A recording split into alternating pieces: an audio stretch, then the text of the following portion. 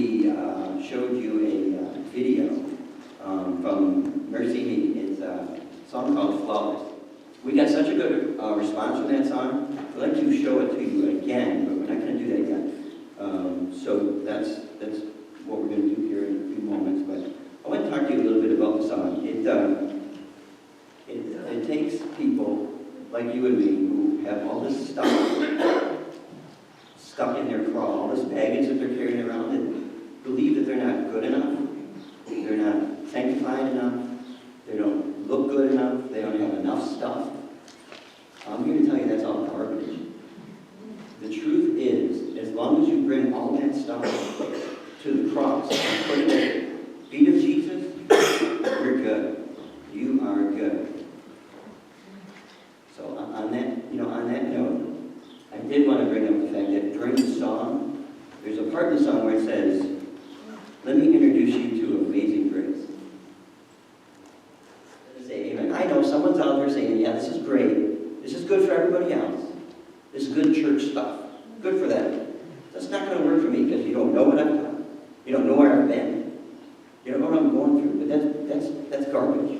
That's baloney. I'm here to tell you the truth. The truth is, as long as you lay the stuff at Jesus' feet, at the cross, you're good. You are good. So don't believe those lies because that's all the enemy has. That's all he's got. Because he feels it's like a Hail Mary pass in football. That's all he's got. Because he's going to lose you. Because if you believe that's what's going on, and you can lay that stuff at the feet of the cross, it is fine. You're good to go. So we're going to play that song. Watch it on the board. Sing it if you wish. Read along so you can understand the words. Okay? So go ahead, Justin.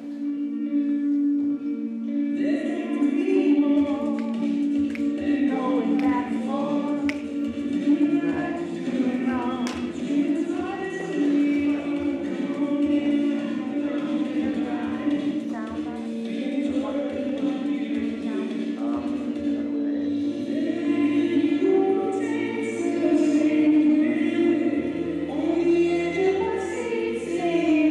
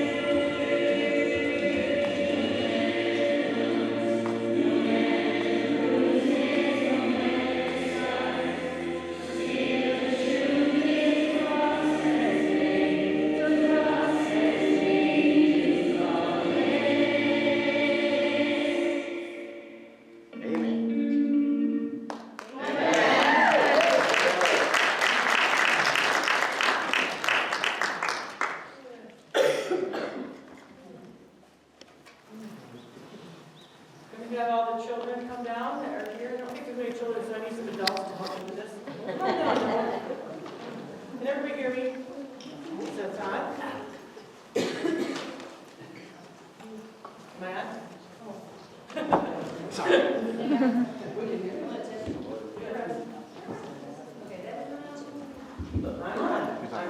on. Okay. That means Nate's on. Okay. Nate's here. Oh, you can see. Let's see right there. We're going to play Stuff to Nate. There's questions you can ask to Nate. But Nate has certain requirements that you have. You have to stick to sports or capitals. And you have to kind of know the answer. Like state capitals or capital countries. He knows that too. He knows the capital Guam, so if that helps you. See you think something? You ready? We'll start with Josie.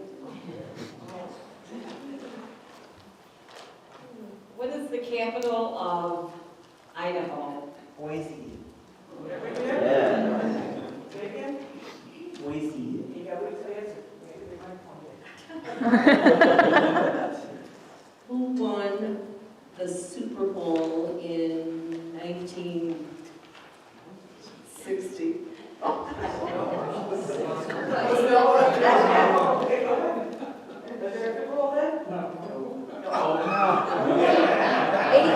won the first Super Bowl? Green Bay Packers. In what year? 1966. And what was the score? 35-10.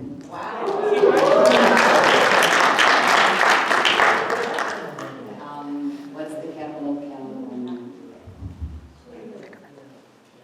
Sacramento. What is the capital of Spain? Madrid. Okay, so you're up. Won the Super Bowl this year. Denver Broncos. What was the score?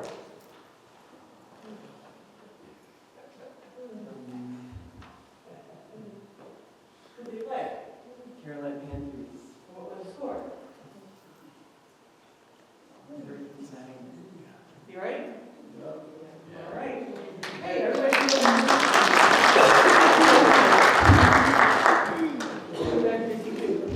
Okay. You're the winner, Nate. This time you get to sit down. So let's get serious here. As you know, this month has all been about autism awareness, other awarenesses such as Asperger's, other diagnoses that you don't see, but are there.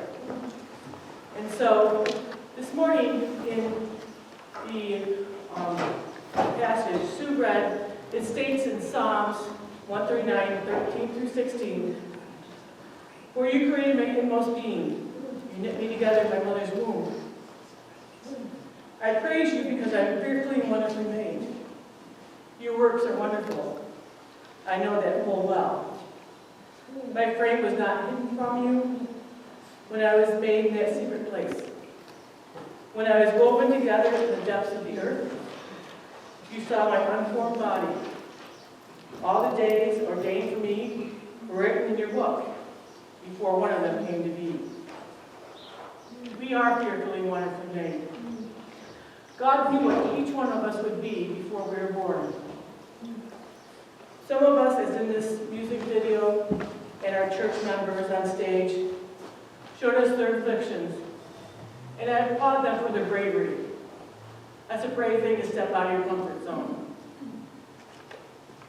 Autism was one of them, as is addiction, as is fear of speaking in public, which I obviously don't have.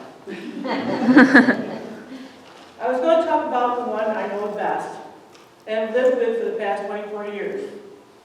And you ask me why 24 years and not 27, because Nate, how old are you? 27. He's 27. Well, Nate was 3 when we learned he was autistic-like. He taught himself to read at 3, but could not carry on a conversation with us or let us know what he wanted. He would self-stimulate or stim, and if you saw Nate up here, he was going like this and touching his hair, and we call that stimming.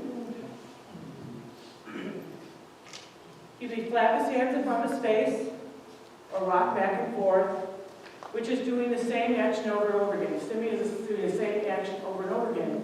And while they do it, it calms them. Because when an autistic child or adult gets in a crowd or someplace they don't know, they can't discern whether it's important or it's not important what they're hearing. They hear everything. And they don't know how to process that. And so to put them at ease, they will stim. And it calms them. Puts them in a trance-like state. He would not respond to me unless I stopped him from flapping or rocking. At the age of 9, Nate was diagnosed as moderately autistic. As many of you know, there's an autistic spectrum. From severe, where the child is basically unable to walk, talk, or meet his needs. On the high end of the spectrum is Asperger's. Like you and I, they seem perfectly normal. They can engage in conversation. Somehow they get lost in the translation. They may act odd or differently. They could be hyperactive or very sluggish. They always seem to be the odd man out at school. They don't have a lot of friends, nor are they comfortable in social settings. But unlike Nate, they desire to have friends and be in social situations and be treated normal. This is Justin, who is up here on stage. He has Asperger's, and he's going to answer questions about what that's like after I'm done. Nate loves to be around people, but he doesn't know how to interact with them. And since going to daycare, my family's noticed a big difference in Nate. He comes home and always asks you how your day was and tells you what he did in daycare. Sometimes 3 or 4 times, you don't respond to him. He also goes up to people and shakes their hands and says hi. But that's about it. He spends lots of time in his room playing on his iPad. We think he's a teenager now. He loves to watch the same video over and over again. He knows the scores of the pro games the next morning, especially baseball, football, and basketball. I don't know if he ever sleeps, but he stays in his room and probably watching all the news on the sports. He's a die-hard fan of the Bills, the Sabres, and the Yankees. And he always believes the Bills will win the Super Bowl this season. Yay! You're right. Although he's a man of few words, he cares deeply for his family. Every day after he gets home from daycare, he goes over to Grandma and Grandpa's and asks what they ate and what their numbers are for their oxygen and their blood sugar level. And every night at 7:30, Nate goes over to Grandma to have her peel his apple and shares it with Grandpa and our puppy Teddy. He's very concerned when people get hurt and wants to know what's wrong with them. Nate loves routine. He loves to come to church. He loves to go out to eat. He loves to ride in the car. He loves spending time with his older brother Bill, and of course Megan, who is his favorite sibling. He even has a special attachment to his sister in Georgia, with whom he shares a birthday with. Nate also enjoyed visiting his niece and nephew in Georgia this year. And Eli, like Nate, my grandson, has some autistic-like behaviors. He also flaps and listens to the same Geico commercial over and over again. Eli is 4, and he's just getting the help he needs. Eli also has meltdowns when his little sister, 2-year-old Ellie, cries. If you've met Nate or Justin or Noah, who's our audience today, you have met one autistic child or adult. They don't all act the same, just like we don't all act the same. Every one of us has different, and so is each autistic child different. So next time you see a child having a meltdown, don't assume they're just being naughty. Don't assume the parents are not parenting them correctly. They may be dealing with something you can't see. This is all our people up here who dealt with things that we couldn't see. So I'm going to end with the verses of 23 and 24 of Psalms 139. Search me, O God, know my heart. Test me and know my anxious thoughts. See if there is an offensive way in me, and lead me to the way of everlasting. We are flawless.